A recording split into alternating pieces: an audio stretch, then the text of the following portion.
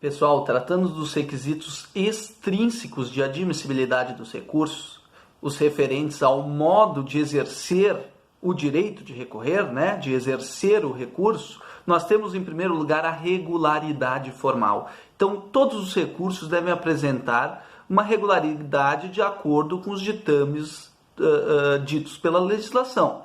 Então, por exemplo, o CPC dispõe no 116 e 117 a forma pela qual o agravo de instrumento, por exemplo, ele deve ser interposto. Então, o 116 fala que tem que ter a qualificação das partes e tudo mais, e o 117 fala que algumas cópias devem ser juntadas de forma obrigatória ao agravo. Daí porque o nome agravo de instrumento, porque é um agravo que está acoplado a um instrumento. Esse instrumento, então, que se adere ao agravo, é formado pelas seguintes cópias obrigatórias ditas lá no 117. A petição inicial, a contestação, a petição que ensejou a decisão agravada, os instrumentos procuratórios das partes e a certidão de intimação da decisão agravada. Então, estas são as cópias obrigatórias que devem ser juntados ao agravo, obviamente se os autos forem físicos, porque na hipótese de autos eletrônicos essas cópias são dispensadas. Então, estas cópias obrigatórias devem formar um instrumento do agravo para que a regularidade formal se verifique, tá bem? Em segundo lugar, pessoal, nós temos a tempestividade. Então, está lá no 1003, parágrafo 5º, que diz que o prazo para interpor os recursos, exceto embargos de declaração, que é 5 dias, nós temos lá 15 dias para interpor o recurso, lembrando que trata-se de prazo processual, então o 219 dispõe que devem ser contados em dias úteis, o 224 fala que deve se excluir o dia de início e se computar o dia final, lembrando que se o processo for físico, tiver diferentes procuradores de diferentes escritórios de advocacia, nos termos do artigo 229 do CPC, o prazo vai ser computado em dobro. Então, para que não se opere uma preclusão temporal, o recurso deve ser interposto tempestivamente. Se verificar que ele não é tempestivo, aí não se estará diante de uma condição extrínseca de admissibilidade do recurso, tá bem? Nós temos, pessoal, o preparo, A regra geral é que junto à peça recursal deve ser juntado o preparo. O que é o preparo? São as custas para a interposição do recurso, Salvo exceções, pessoal, como é o recurso inominado no juizado especial cível, que tu pode juntar o preparo até 48 horas depois da interposição, a regra geral, então, pessoal, é a juntada do preparo junto com a interposição. Não é um dia depois, nem um dia antes, é junto à interposição. Se eu não juntar, e aí está dito lá nos termos do 1007, se eu não juntar junto ao meu recurso qualquer valor atinente ao preparo, eu tenho 5 dias, eu serei intimado para que em 5 dias eu pague o dobro do valor do preparo, tá bem? Se eu juntar o preparo pago parcialmente, ou seja, era R$100 e eu paguei apenas 50, eu vou ser intimado para que em 5 dias eu complemente o valor e aí sim nós teremos os R$100, tá bem? Eu tenho só uma chance, eu não posso deixar de juntar, e quando eu for juntar o pagamento em dobro, eu juntar quantia menor, porque eu não serei intimado para complementar. Então, é 5 dias que eu tenho para regularizar isso. Caso não se verifique, então, o preparo do recurso, cumprindo estas disposições, o recurso vai ser julgado deserto. É assim que nós denominamos o recurso desacompanhado do preparo ou com preparo insuficiente depois de ser conferidas essas chances para a correção dos vícios nos termos do 1007, tá bem? Aí não terá essa condição de admissibilidade extrínseca do recurso, tá? Em seguida, pessoal, nós temos lá a inexistência de fato impeditivo. Então, pessoal, em primeiro lugar, nós temos a desistência. A desistência está disposta lá no 998, Nós não precisamos de autorização da parte diversa para desistir do nosso recurso. Caso, então, nós caso a gente desista do recurso, aí, pessoal, né, não tem como se arrepender depois, o recurso vai ser inadmitido em razão da desistência. Veja que a desistência é um ato que se dá posteriormente à interposição do recurso e é um fato impeditivo, então, de admissibilidade. Outro fato impeditivo também é o não pagamento de algumas multas previstas no Código, como é a multa do parágrafo 5º do 1021, né, quando é aplicada uma multa por recurso protelatório no agravo interno, ou também lá nos termos do parágrafo 3º do 1026, quando nós opusermos embargos de declaração e eles forem considerados protelatórios, né? Aí, pessoal, será imposta uma multa, né, para a parte recorrente, tá? E em algumas situações, esta multa, pessoal, será necessário o pagamento desta multa para interposição do recurso subsequente, né? Nos termos do parágrafo 5º, por exemplo, lá do 1021, nós temos lá que a interposição de qualquer outro recurso será condicionada ao depósito prévio da multa prevista no parágrafo 4º. Portanto, se o recurso subsequente for interposto sem o pagamento desta multa, ele não vai ser admitido porque se estará diante de um fato impeditivo do direito de recorrer. Pessoal, quanto ao recurso especial e recurso extraordinário, tá? Nós temos lá, vamos falar melhor sobre o recurso especial e recurso extraordinário numa aula oportuna, mas nas hipóteses de recurso especial, nós temos a hipótese, nos termos do inciso 3º do 105, a linha C da Constituição, em interpor o recurso buscando a reforma da decisão recorrida, porque ela é dissonante daquela outra ou de outras prolatadas por outros tribunais. Aí, pessoal, eu vou ter que fazer o cotejo analítico entre a decisão recorrida e a decisão paradigmática, né? Eu quero que a decisão paradigmática seja observada pelo STJ. Então, aquela decisão que eu entendo que a solução jurídica conferida a ela é a melhor solução do que em comparação com aquela deferida na decisão que eu estou recorrendo. Então, para fazer esse comparativo com outras decisões, né, que eu quero que sejam comparadas, eu vou ter que cotejar ela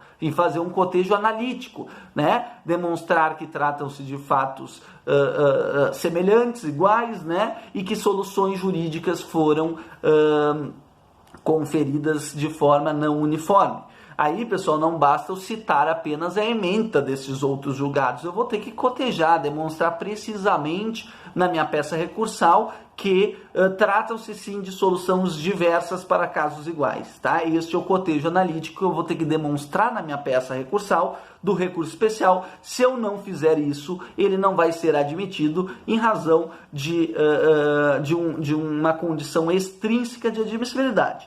Para o recurso extraordinário, pessoal, eu peço que vocês dêem uma lida no parágrafo 1º do 1035, que dispõe a respeito da repercussão geral. Então, preliminarmente, no meu recurso extraordinário, que é aquele recurso que está baseado no 102, inciso 3º da Constituição, né, que se volta à violação à norma constitucional, né, em preliminar, então, antes de adentrar na matéria de fundo, eu vou ter que demonstrar que aquele recurso extraordinário tem repercussão geral. Para você saber o que é a repercussão geral, dê uma olhadinha lá do 1035, parágrafo 1º. Tá? Aí falaremos posteriormente, né, quando falarmos de recurso extraordinário, acerca da repercussão geral de forma mais detalhada. Tá bem, pessoal? Posteriormente, então, superadas as condições de admissibilidade dos recursos intrínseca e extrínsecas, pessoal, vamos falar dos efeitos pelos quais os recursos são recebidos. Em primeiro lugar, pessoal, nós temos o efeito obstativo. O que seria o efeito obstativo? Quando nós interpusermos algum recurso, nós vamos obstar o trânsito em julgado. Mesmo sendo intempestivo, pessoal. A simples interposição do recurso obsta a ocorrência do trânsito em julgado. Então, vai ser necessário o esgotamento das vias recursais para ser operado o trânsito julgado. Isso vai mudar bastante quando nós falarmos de execução, né? Quando não há trânsito julgado, nós podemos promover nos termos do 520 a execução provisória, tá? E aí com seus detalhes específicos, tá? Que nós estudaremos quando tratarmos desta disciplina, que não é neste semestre, tá bem? Mas quando há o trânsito julgado, nós podemos promover a execução definitiva do título executivo judicial. Aí tem outras nuances bem diferentes da execução provisória. Nem tão diferentes, mas tem algumas peculiaridades, tá bem? Então, o efeito obstativo dos recursos é aquele que obsta o trânsito julgado. Em seguida, pessoal, nós temos o efeito devolutivo. Todo recurso tem este efeito, tá? E lembre da expressão tantum devolutum quantum appellatum. Então, a matéria que eu vou... que se trata o efeito devolutivo? Trata daquela matéria que eu estou levando, tá, a análise do juízo ad quem, para conferir reforma, decisão recorrida ou não. Então, por exemplo, vamos para um exemplo, né? Eu pleiteei na minha petição inicial dano material e dano moral. E aí a sentença que foi prolatada foi de improcedência. Só que no meu recurso eu recorro só do dano moral, eu não recorro do dano material. Então eu pergunto para vocês, pode o tribunal conhecer e reformar a sentença no tocante ao dano material, que não foi objeto do meu recurso? Não pode. Por quê? Porque eu não devolvi para o tribunal esta matéria, eu não levei esta matéria para o tribunal. Daí o efeito devolutivo dos recursos. Qual matéria eu devolvi para reapreciação ao tribunal? O dano moral. Então, o tribunal poderá admitir e analisar o meu recurso dentro dos limites do efeito devolutivo, tanto um devolutum quanto um appellatum. Então, a reanálise do dano moral, que é aquela que eu estou levando na minha apelação, neste nosso exemplo, poderá ser analisada, né? E dentro aí, pessoal, do dano da matéria que eu estou devolvendo ao tribunal, a cognição do tribunal, no caso da apelação, pode ser ampla, né? Eles podem analisar todas as nuances enfrentadas ou não enfrentadas pelo juízo aquó, mas desde que nos limites da matéria impugnada, né? O 1013, tá, pessoal, no CAPT, é claro, a apelação devolverá ao tribunal o conhecimento da matéria impugnada. Então, a matéria impugnada é que reflete o efeito devolutivo do meu recurso. Se eu interpor um recurso, portanto, levando ou devolvendo apenas uma das questões, apenas uma das matérias enfrentadas na sentença, é diante desta matéria que o tribunal poderá reformar, aprimorar ou anular a sentença ou não. Tá bem? Lembrando do 1005, pessoal, do CPC, que o recurso interposto por um dos litisconsortes a todos aproveita, salvo se distintos ou opostos os seus interesses. Tá bem? Efeito translativo, pessoal. Efeito translativo são, no momento que tu interpõe o agravo, um recurso, algumas matérias, mesmo a parte não querendo, a parte recorrente, serão transladadas para o tribunal. São aquelas questões de ordem pública, por exemplo, aquelas traçadas em grande maioria lá no artigo 337 do CPC.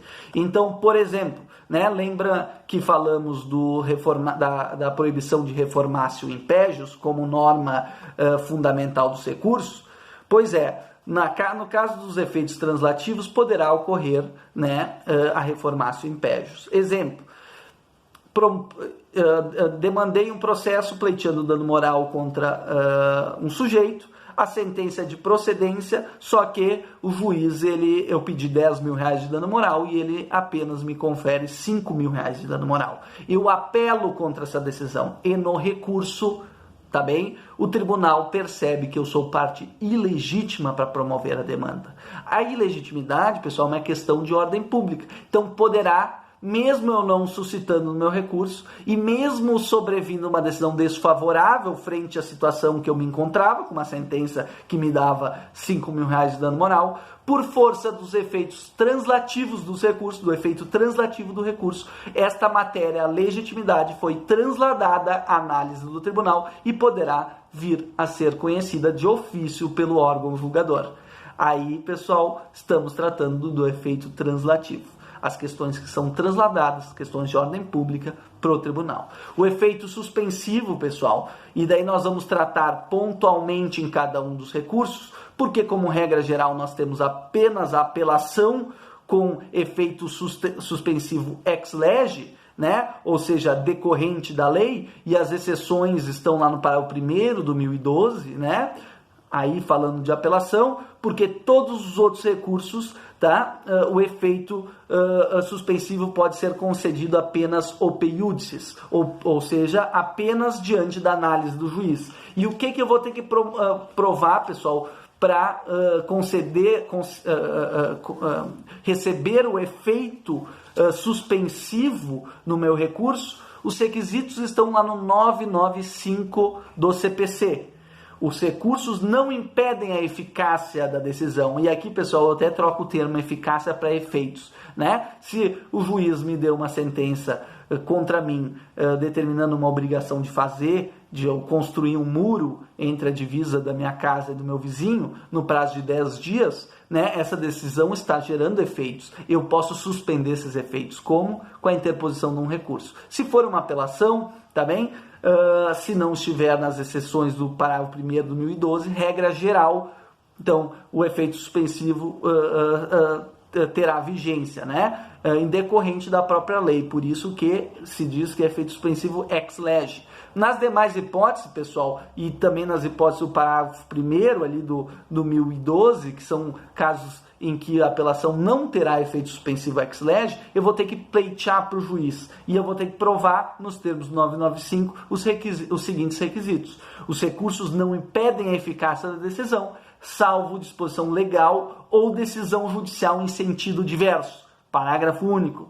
A eficácia da decisão recorrida poderá ser suspensa por decisão do relator, se da imediata produção de seus efeitos houver risco de dano grave, de difícil ou impossível reparação e ficar demonstrada a probabilidade de provimento do meu recurso. Então, pessoal, é o risco de dano e a probabilidade de provimento do meu recurso que eu vou ter que demonstrar para a decisão recorrida ter seus efeitos suspensos. Lembrando do parágrafo do caput 995, que o efeito suspensivo pode ser, então, salvo, então, os recursos não impedem a eficácia da decisão, os efeitos da decisão, salvo disposição legal, que é o caso da apelação, que é ex lege, né? Decorrência da lei, ela tem efeito suspensivo, salvo as hipóteses excepcionais do parágrafo 1º do 1012, né? Ou decisão judicial em sentido contrário. Então, quando eu pedir para o juiz, para o órgão julgador, né, e demonstrar esses requisitos do parágrafo único do 995, aí os efeitos da decisão serão suspensos. Nós vamos analisar o modus operandi, então, como nós pleiteamos a suspensão da decisão recorrida quando nós formos estudar os recursos em espécie, porque cada um tem as suas peculiaridades, tá? De pleitear esse efeito suspensivo.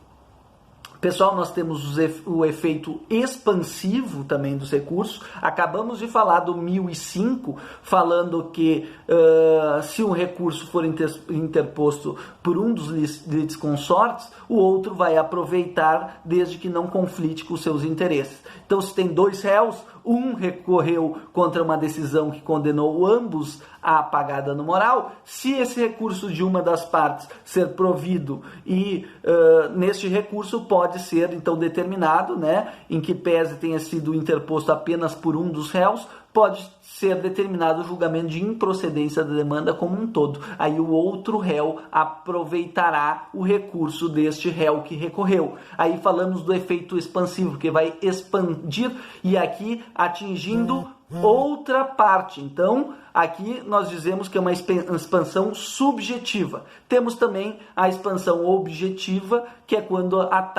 quando resulta no atingimento de outros atos processuais, que é como ocorre nos efeitos translativos dos recursos, em que no momento em que se reconhece uma questão de ordem pública para anular todo o processo, então o recurso, além de atacar pontos específicos da decisão, ele ataca o processo como um todo e anula ele inteiro. Então, expande para outros atos processuais. Daí, falamos que é o efeito expansivo objetivo, né?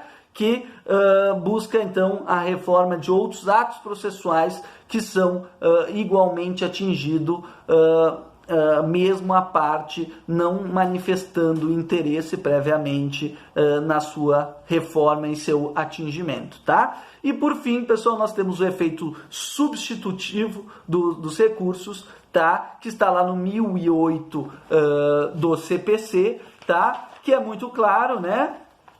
Que o julgamento proferido pelo tribunal substituirá a decisão impugnada no que tiver sido objeto do recurso. Portanto, em razão da hierarquia dos órgãos jurisdicionais, nós temos que, obviamente, o resultado de uma apelação, o acórdão, então, da apelação, substitui a sentença. Tá bem, pessoal?